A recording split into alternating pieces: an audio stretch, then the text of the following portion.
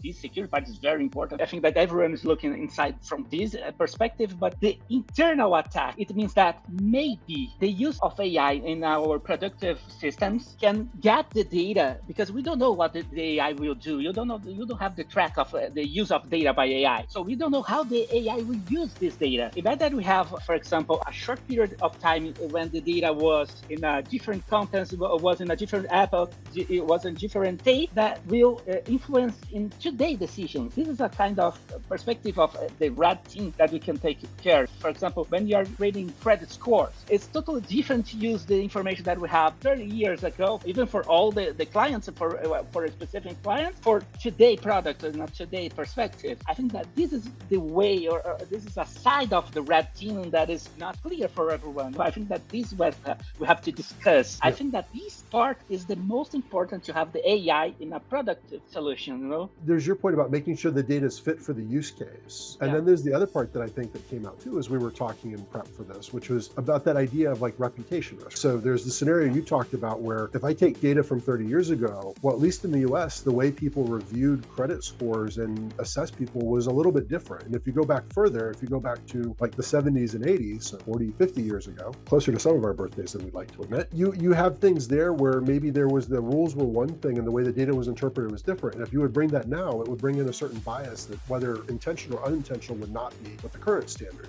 is.